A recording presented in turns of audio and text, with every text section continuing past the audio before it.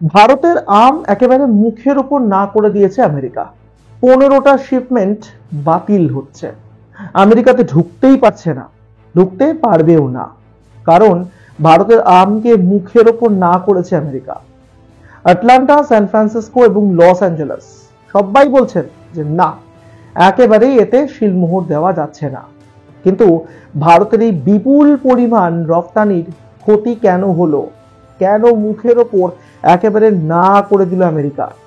কারণ প্রত্যেক বছর তো বিপুল পরিমাণ আম পশ্চিমে যায়, আর পশ্চিমে যে পরিমাণ আম পাঠানো হয় ভারতের তরফে, তার মধ্যে আমেরিকা একেবারে শীর্ষে রয়েছে চাহিদায়। কিন্তু এবার তারা নিতে চাইছে না। কারণ হিসেবে বলা হচ্ছে যে রপ্তানির কাগজে নাকি ভুল রয়েছে। মার্কিন কাস্টমস বলছে যে না, এই কাগজপত্রে ভুল রয়েছে, নথিতে ভুল রয়েছে, তাই আম তারা নিতে পারবে না। 8 এবং 9 মে নবী মুম্বাইতে এই কাগজ তৈরি করা হয়েছিল, আর বলা হচ্ছে যে সেই রপ্তানির কাগজেই নাকি ভুল রয়েছে, যে কারণে হিসেব মিলছে না, আর যে কারণে আমেরিকা এই হিসেব না মেলার জন্য তারা নিতেই চাইছে না। একটু সহজ করে যদি আপনাদেরকে বলি, তাহলে নথিতে ভুল রয়েছে, তথ্যের ভুল রয়েছে। কিন্তু এই এতটা পরিমাণ, মানে 15টা শিপমেন্ট, বুঝতে পারছেন তো, এই 15টা শিপমেন্টকে না করার জন্য কতটা ক্ষতি হতে পারে জানেন ভারতের যারা আম ব্যবসায়ী রয়েছেন, যারা রপ্তানি করেছেন?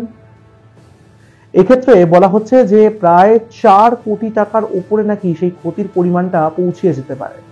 শুধু 4 কোটি নয়, আবারও বলছি আপনাদেরকে, 4 কোটির থেকে বেশ কিছুটা উপরে। তাহলে এর দায় কে নেবে?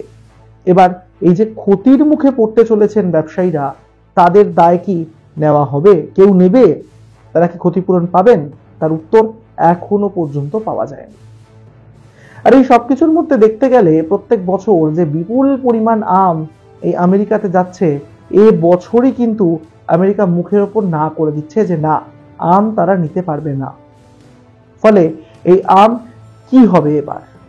অনেকে বলছেন যে ফিরিয়ে আনা যায়, কারণ আম খুব দ্রুত পচনশীল, সেগুলোকে এবার বিমানে করে ফিরিয়ে আনতে হবে। আর সেই পরিমাণ আম যদি দেশে ফিরিয়ে আনা হয়, তাহলে সেই আম বিক্রি করা সম্ভব হবে তো? সেই আম মানুষ কিনবেন তো? সেগুলো বিক্রির অবস্থায় থাকবে তো, মানে ভালো থাকবে তো? কারণ 15টা শিপমেন্ট বাতিল হয়েছে, একটা দুটো নয়, আর 4 কোটির উপরে চলে যাচ্ছে এই ক্ষতির অ্যামাউন্টটা, যেটা হতে পারে সম্ভাব্য। আপনাদের সামনে বলছি। অনেকে আবার বলছেন যে জানা যাচ্ছে যে এই আম নাকি সেখানেই নষ্ট করে ফেলা হবে, অর্থাৎ ফিরিয়ে আনতে গেলে তার খরচ বেশি পড়ে যাবে, তাই সেই আম ফিরিয়ে আনা নাও হতে পারে। আর যদিও ফিরিয়ে আনা হয়, তা বিক্রি হবে নাকি, তা ভালো থাকবে নাকি, সেগুলো একটা প্রশ্নের মুখে। কারণ একবার খরচ করে পাঠানো হয়েছে, সেখানে সম্পূর্ণ একেবারে শূন্য, সেখানে একটা আমও আমেরিকাতে ঢুকতে পারছে না, ফলে লস তো ডাবল হয়ে যাবে। তাই সেই ক্ষেত্রে বলা হচ্ছে যে সেই আম সেখানে নষ্ট করে দিলে অন্তত ক্ষতিটা যতটা হচ্ছে ততটাই হবে, তার বেশি আর হবে না। কিন্তু এতগুলো আম এবছর না করে দিল, এতে কি দ্বিপাক্ষিক সম্পর্কের কোনো বিষয় রয়েছে? না, এরকম কিছুই জানানো হয়নি। অনেকে অনেক রকম কথা তুলতে পারেন এই ক্ষেত্রে, কিন্তু আমরা সেটা বলছি না। দ্বিপাক্ষিক সম্পর্কের জন্য যে ভারতের এই বিপুল পরিমাণ এক্সপোর্ট তারা মুখের উপর না করছে, সেটা ভেবে নেওয়ার কিন্তু কোনো কারণ নেই। আমরা এই ক্ষেত্রে যেটা জানছি তা হলো নথিতে ভুল, কাগজপত্রে ভুল, হিসেবে ভুল। আর আপনারা কি মনে করেন এই বিষয়টাকে নিয়ে? এই যারা আম ব্যবসায়ী রয়েছেন, তাদের আগামী দিনে কি হতে পারে? তারা কি ক্ষতিপূরণ পাবেন কি পাবেন না? যদিও তার উত্তর এখনো স্পষ্ট নয়, তবে আপনারা এই প্রতিবেদন নিয়ে কি মনে করছেন কমেন্ট বক্স খুলে রাখছি, আপনারা অবশ্যই জানিয়ে যাবেন। ভিডিওটি ভালো লেগে থাকলে লাইক করবেন, শেয়ার করবেন বাকিদের সঙ্গে, আর অবশ্যই সাবস্ক্রাইব করতে ভুলবেন না আমাদের ইউটিউব চ্যানেল এক ঝলকে মিডিয়া।